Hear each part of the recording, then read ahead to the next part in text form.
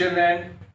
Yesterday we had done chapter 2, Animal Life of your science subject, and in which we had discussed about the different coverings which the animals have and how these coverings protect them from cold, heat, and enemies also. Today we are going to discuss something details about it and also the feeding habit of the different animals. So we are here on page number 15 of your book, Other Body Coverings. A lion has hair that help it to blend means mix, with the background so that it cannot be seen easily. शेर जो होता है उसके जो बाल होते हैं वो ऐसे होता है कि वो कभी भी पेड़ों के बीच झाड़ियों में छिप जाए तो पता नहीं चलता है. And this is called camouflage. और हमने क्वेश्चन दिया है, this practice of hiding from the enemy is called camouflage. अपने दुश्मनों से छिप जाना ये कैमोफ्लेज होता है. अ porcupine has sharp needles like spines called quills on its body for protection against the enemies. Porcupine जो होता है आप जू में लगे देखेंगे उस पे कांटा होता है पीठ पे, ताकि उसके दुश्मन उस पर अगर वार भी करे तो वही घायल हो जाए. Insects such as bees and ants have a waxy and water resistant outer covering called cuticle. मधुमक्खी, इन लोगों के ऊपर आप देखेंगे कि तितली को पकड़ेंगे तो उसमें वैक्स आपके हाथ में लगेगा, कोई चिकनापन आ गया. इसको क्यूटिकल कहते हैं और बड़े आसानी से वो निकल जाता है, फिसल जाता है. वैक्स जैसा बिल्कुल मोम जैसा मुलायम कुछ होता है. Animals like armadillo have hard armor like plates that provide protection from enemies. तो armadillo का आप पिक्चर देख सकते हैं, उसमें कड़ा उसका ये होता है आर्मर, ऊपर का कवरिंग स्किन, जो कि उसको उसके एनिमी से प्रोटेक्ट करता है, बचाता है. अब चलते हैं हम लोग फीडिंग हैबिट, मतलब खाने की आदत, कैसे ये जानवर खाते हैं, क्या खाते हैं. According to the food animals eat, they have been classified into three groups: herbivorous, which is plant eating; carnivorous, meat or flesh eating; and omnivorous, which eat both plant and flesh. Their mouth parts are modified. Modified means change. उनके मुंह के आकार थोड़ा बदल जाते हैं. घास खाने वाले हर्बिवोरस, मांस मछली खाने वाले कार्निवोरस, और दोनों खाने वाले, इनके दांत का आकार बदल जाता है according to the type of food they eat. यहां दिया हुआ फैक्टों में कि animals like rabbit, squirrel and mouse gnaw means चबाना, निबल चबाना, they food and are called rodents. वो कुतुर के खा लेता है. चूहा को भी देखागा, इसलिए उसको रोडेंट्स कहते हैं. So what are incisors? Incisors होता क्या है? अगर आप देखेंगे ये चार दांत आगे और चार दांत नीचे, पहला चार जो है वो उसको कुतुरने के काम में आता है, उसी को इंसिजर्स कहते हैं. इंसिजर्स के बाद आता है केनाइन, जो काटने में काम में आता है.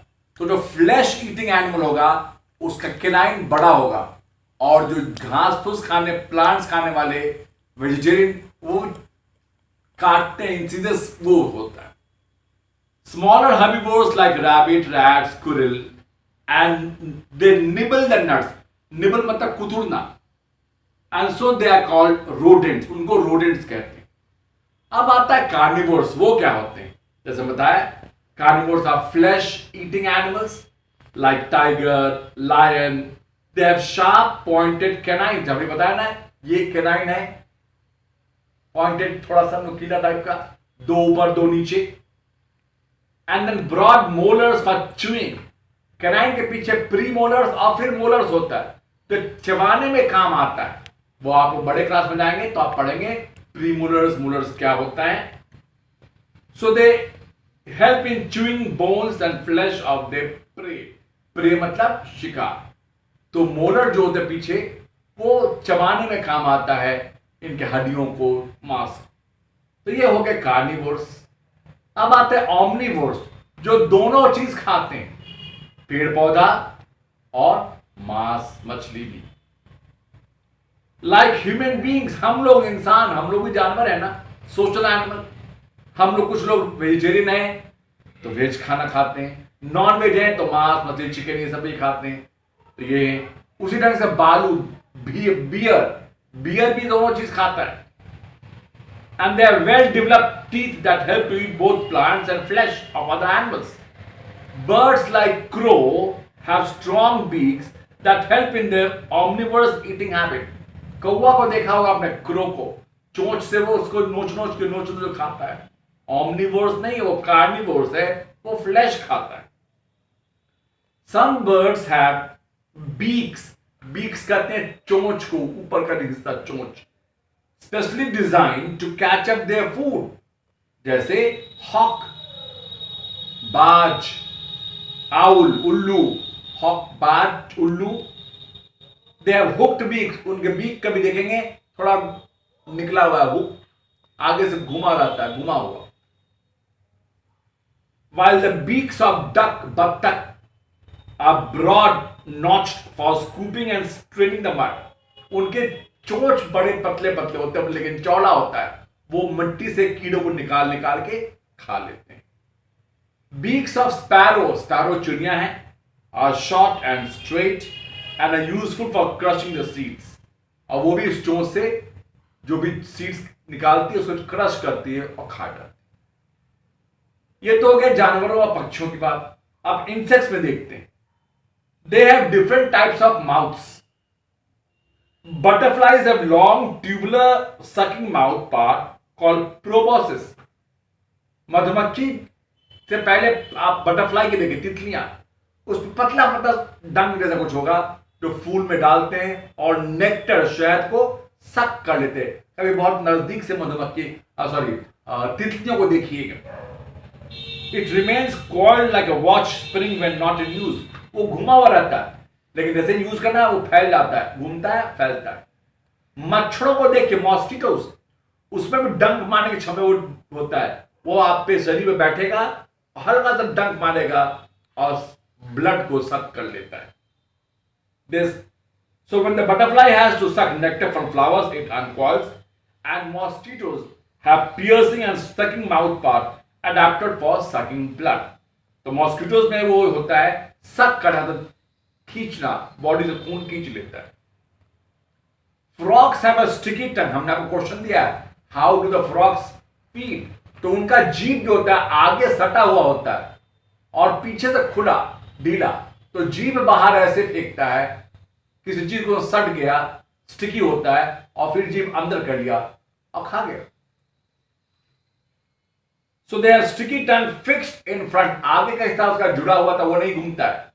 पीछे का हिस्सा जो है वो बाहर आता है।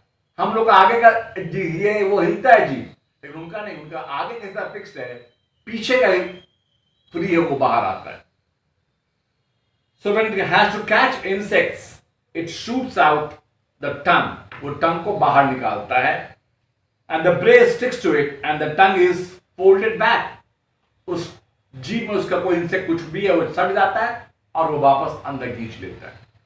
The teeth present in the upper jaw, ये जॉ जबड़ा, upper lower, ऊपर का दांत, नीचे का दांत, ऊपर का जबड़ा, नीचे का जबड़ा। So upper jaw are not meant for biting or chewing, but to hold back the prey. तो उनका जो ऊपर का जबड़ा होता है वो काटने के लिए नहीं, अपने शिकार को पकड़ने के लिए। हेल्ड बैक मतलब पकड़ना, प्रे मतलब शिकार। The lizards, छिपकली की बात हो रही है, have a protrusible tongue. It is thrown out with great force to catch insect. कभी आप देखिए गौर से दीवार पे, बड़े तेजी से अपने जीभ को बाहर निकालता, पकड़ लेता तुरंत, इतना फुर्ती होता है उसके अंदर। Mammals have different kinds of teeth which enable them to catch their prey. They also use their forelimbs to catch the prey. और mammals, हमने आपको बताया था mammals कौन होते हैं? जो अपने बच्चों को दूध पिलाते हैं, उनके कान, तो वो mammals है। तो अपने हाथ, लिम्स मतलब हाथ पैर, उनका इस्तेमाल करते हैं पकड़ने के लिए और उससे वो उसका शिकार करते हैं। तो ये हमने आज पढ़ा आपको फीडिंग हैबिट। अब अगले क्लास में हम लोग जो है वो ब्रीदिंग हैबिट्स पढ़ेंगे। That's all today. Take care of yourself.